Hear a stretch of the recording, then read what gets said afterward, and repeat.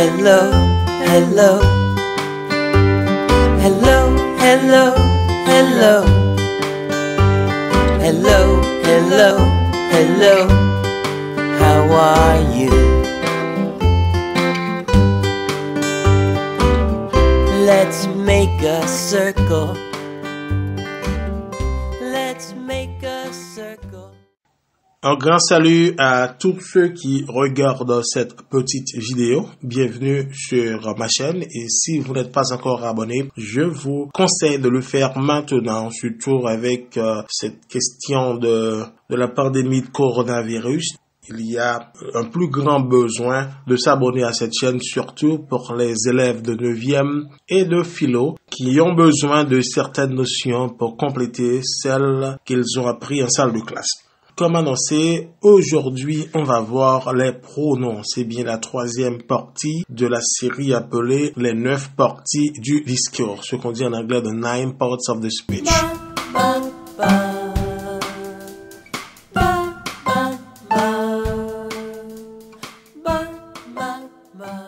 Pour les pronoms, on peut dire qu'il y a différents types de pronoms. Premièrement, on a subject pronouns.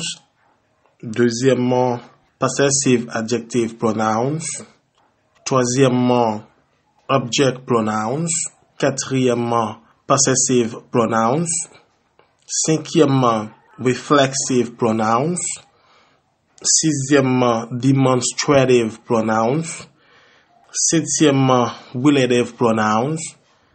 Et huitièmement, indefinite pronouns.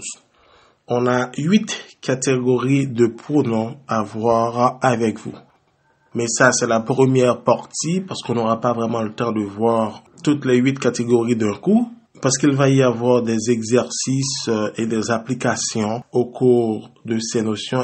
Et à partir de ce numéro de la série, la troisième partie du discours, on va introduire une partie visant à vous aider à mieux appliquer les notions et aussi un exercice à résoudre, question de donner une piste aux élèves de bien pouvoir employer ces notions lors d'un examen ou du moins dans un devoir de maison ou dans un devoir de salle de classe, etc.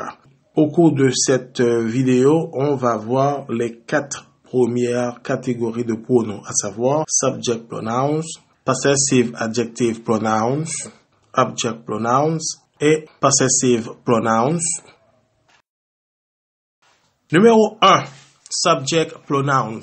Les subject pronouns sont appelés en français pronoms personnels sujets. On les emploie avec des verbes et uniquement avec des verbes. Quand on était gamin, on se rappelle bien qu'on a appris une leçon disant pour conjuguer un verbe, il faut placer devant ce verbe les pronoms personnels sujets je, tu, il, nous, vos, ils. Eh bien, c'est la même chose en anglais, ok? Donc, pour conjuguer un verbe, on place les pronoms I, you, he, she, it, we, you, they devant ce verbe, selon le temps indiqué. Pour mieux définir, on a I, c'est la première personne du singulier, you, deuxième personne du singulier, he, she, it, troisième personne du singulier avec une classification. On emploie he pour une personne masculine, on emploie she pour une personne féminine et on emploie it pour une chose ou un animal. Ces trois constituent la troisième personne du singulier en anglais. On a we, c'est la première personne du pluriel, you, deuxième personne du pluriel et they, troisième personne du pluriel. Maintenant, on va faire un tout petit peu d'application. I am our teacher. You are a student. He is a principal.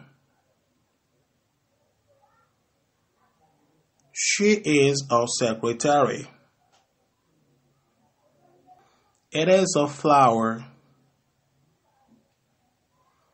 We are friends.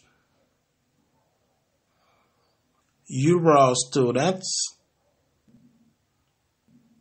They are from Haiti.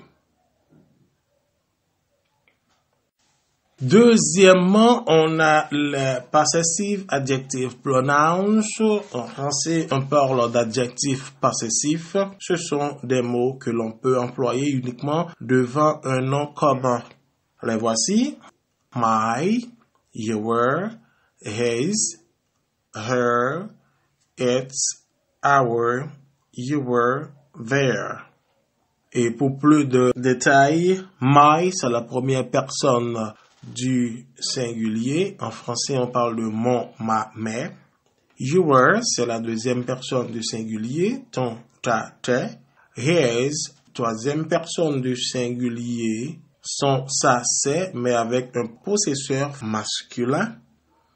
Her, c'est encore troisième personne du singulier, son, sa, ses, mais avec un possesseur féminin. Its, son, ça, c'est troisième personne du singulier, mais cette fois-ci avec une chose ou un animal comme possesseur. Et puis on a our, c'est notre nos, première personne du pluriel, your, deuxième personne du pluriel, votre, vos, their, troisième personne du pluriel, leur, et puis leur. Maintenant, pour une petite application, my name is Simon.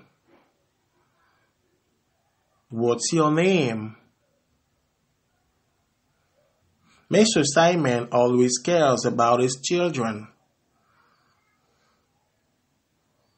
Her average is always satisfying. The bird is in its nest. Our English teacher is very wise. Your classroom is dirty today. Their food is on the table. Troisièmement, abject pronouns.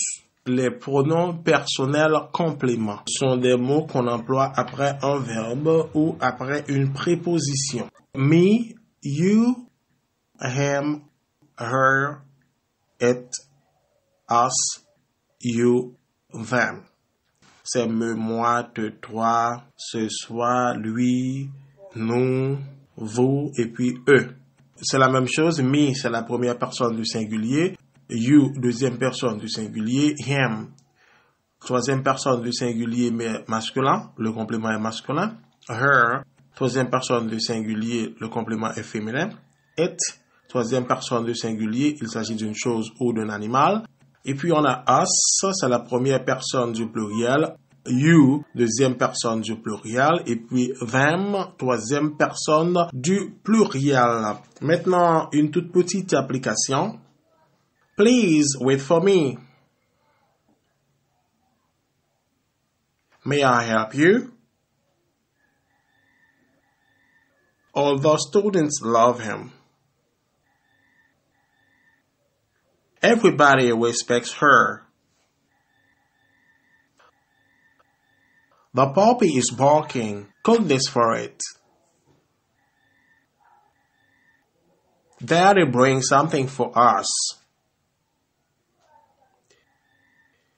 I would like to teach you. Don't care about them.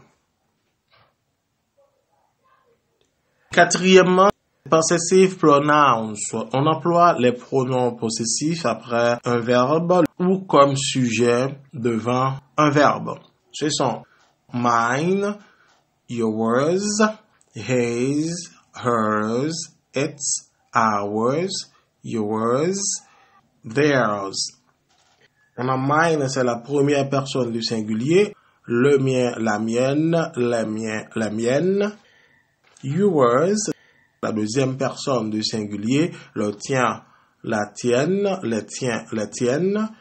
His, troisième personne du singulier avec une personne, un possesseur masculin. Le sien, la sienne, les siens, les siennes. Hers, c'est encore troisième personne du singulier, mais avec un possesseur féminin. Encore le sien, la sienne, la sienne. Its, troisième personne du singulier, avec une chose ou un animal comme possesseur. Encore le sien, la sienne, la sienne. Ours, c'est le nôtre, la nôtre ou bien les nôtres. Première personne du pluriel, yours. Deuxième personne du pluriel, le vôtre, la vôtre ou les vôtres. Theirs, c'est la troisième personne du pluriel, le leur, la leur, les leurs. C'était ça les pronoms possessifs. Maintenant, un petit peu d'application. This book is mine. Just sell yours. His looks newer. I don't think it's hers. Their ball is its. This classroom is ours. Do you want to paint yours? You'd better hide theirs. On va observer une toute petite pause et de retour, on va résoudre des exercices concernant les 4 catégories de pronoms qu'on vient d'étudier. Ba, ba, ba. Ba, ba, ba. Ba, ba, ba.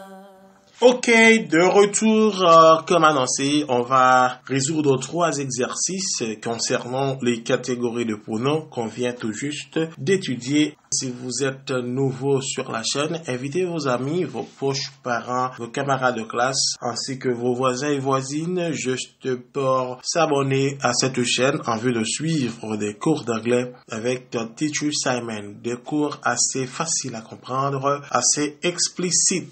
Comme premier exercice, la consigne c'est use the right subject pronouns to complete the following sentences. On vous demande d'utiliser le pronom personnel sujet qui est correct pour compléter les phrases suivantes. Numéro 1. Edlin is an economist. Lives in Dassaultville. Number 2. Am an English teacher. Number 3. The cat needs food. Is hungry. Number 4. People are angry. Can go out as usual. Number 5. Abdias is a professor. Works in Haiti's public university. Là maintenant, on va commencer à les résoudre. Numéro 1, on a Edlin is an economist. Donc, le sujet, c'est Edlin. Edlin, c'est un nom propre, c'est-à-dire troisième personne de singulier, et c'est un nom de femme. Et le verbe qui a la partie vide devant, c'est lives. On n'a pas encore vu la notion des verbes, mais on voit bien en S, c'est-à-dire c'est la troisième personne du singulier. Étant donné que Edlin est un nom d'une femme, maintenant on va avoir she lives in Dassaultville. Number 2, am an English teacher. L'espace vide se trouve devant une partie du verbe être à l'indicatif présent. Et on a am, on sait bien que am, c'est la première personne du singulier. Donc, on doit mettre I. I am an English teacher. Number 3, the cat needs food. Is hungry. On a the cat qui signifie le chat, troisième personne du singulier, mais c'est un animal. Étant donné que c'est un animal, l'animal n'est pas personnifié, il n'y a pas de nom. C'est-à-dire, on va le considérer comme, et là, on va mettre it. It is hungry. Number 4, people are angry. Can go out as usual.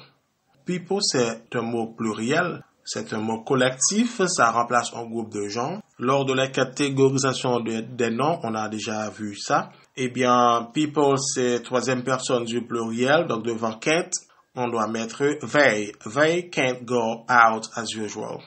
Number 5, Abdias is a professor. Works in Haiti's public university. Abdias, c'est un nom propre. Puisque c'est un nom propre, c'est troisième personne du singulier. Et c'est un nom d'homme, on doit mettre he. Donc c'est he works in Haiti's public university.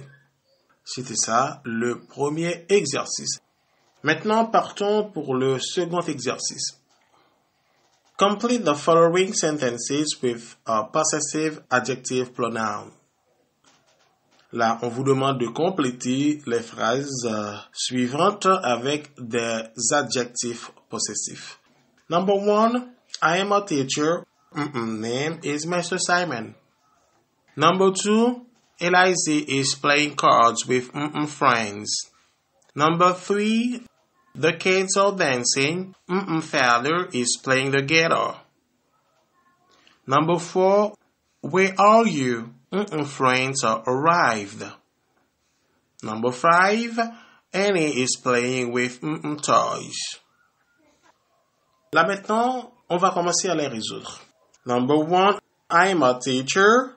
I am, c'est la première personne du singulier. Dans les possessive adjective pronouns, la première personne du singulier, c'est bien my. Le mot qui correspond pour mieux compléter cette phrase, c'est my. I am a teacher. My name is Mr. Simon. Number 2, Elise is playing cards with friends. Élise, c'est un nom propre. Troisième personne du singulier, et c'est un garçon. C'est la troisième personne du singulier, c'est bien his. Elise is playing cards with his friends. Number 3, the kids are dancing. Father is playing the guitar. The kids, les enfants, les gosses, c'est la troisième personne du pluriel. L'adjectif possessif, troisième personne du pluriel, c'est bien there. Le mot correct pour remplir l'espace vide, c'est bien there. The kids are dancing. The father is playing the guitar. Quatrièmement, where are you? Friends are arrived. You, deuxième personne, soit du singulier ou du pluriel. Mais là, on a friends. Le possesseur, c'est deuxième personne. Devant friends, on doit mettre your. À ne pas oublier que pour l'anglais, la deuxième personne du singulier et la deuxième personne du pluriel sont le même mot. Les autres mots de la phrase peuvent nous indiquer s'il s'agit de singulier ou du pluriel. Mais dans le numéro 4, ça pourrait être bien le singulier ou le pluriel. Where are you? Your friends are arrived. Number 5, Annie is playing with toys. Annie, c'est la troisième personne du singulier féminin, c'est her. Annie is playing with her toys. C'est tout pour le second exercice.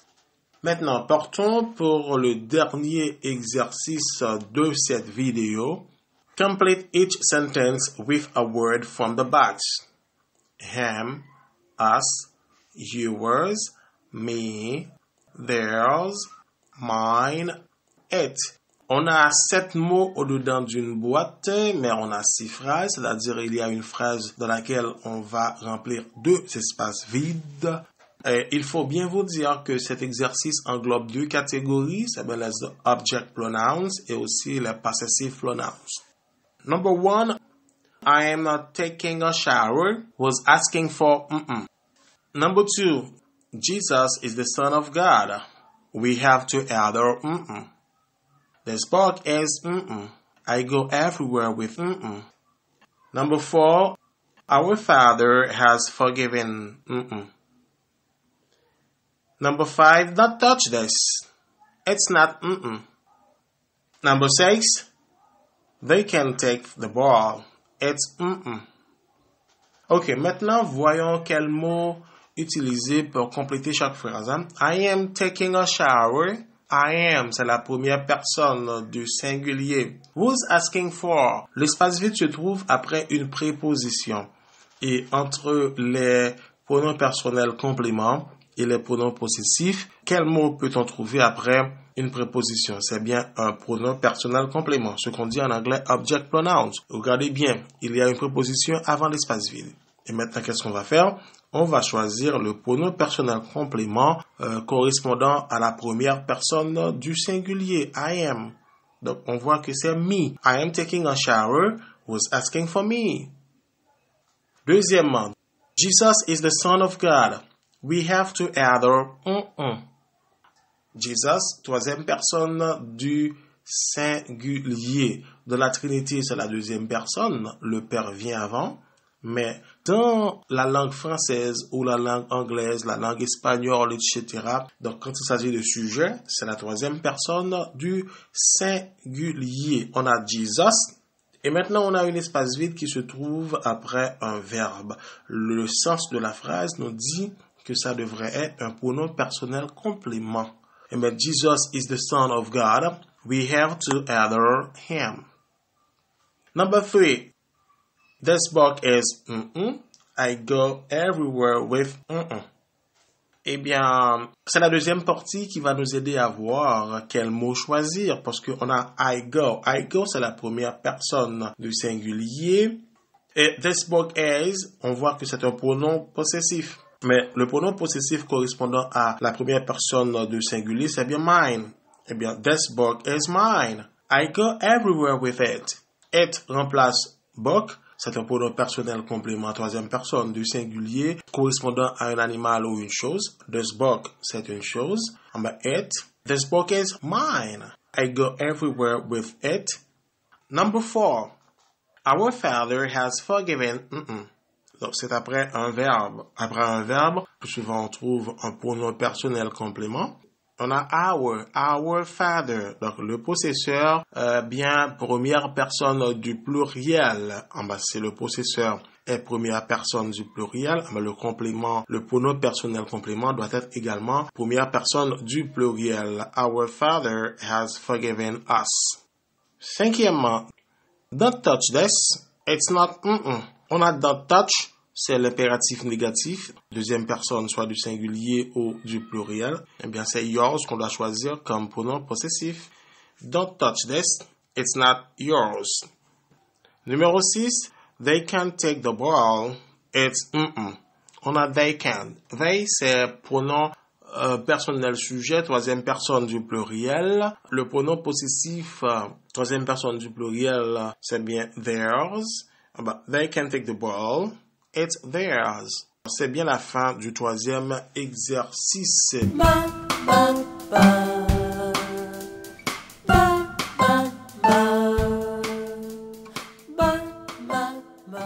Au rappel, on a vu les pronoms personnels en sujet, ce qu'on appelle subject pronouns en anglais. On a également vu les adjectifs possessifs, quoique c'est adjectif en français, mais en anglais, on les considère comme des pronoms. On les appelle possessive adjective pronouns. On a vu les object pronouns, c'est bien les pronoms personnels compléments, et aussi possessive pronouns, les pronoms possessifs. Je vous remercie d'avoir pris du temps pour regarder cette vidéo. J'espère que cette vidéo va édifier l'esprit de beaucoup plus d'un, et surtout les élèves haïtiens. Et pour plus de particularités, ceux qui iront aux examens officiels, classe 9e, et philo, ces notions sont très importantes. Et n'oubliez pas de vous abonner à ma chaîne et aussi inviter vos amis, vos proches parents, vos camarades de classe, vos voisins et voisines à faire de même. C'était bien Teacher Simon. Je vous donne rendez-vous pour le prochain cours. Donc la prochaine vidéo se basera sur la deuxième partie, à savoir les 4 autres catégories de pronoms. Bien, merci, à la prochaine. Hello, hello, hello, hello, hello, hello, hello, hello, how are you?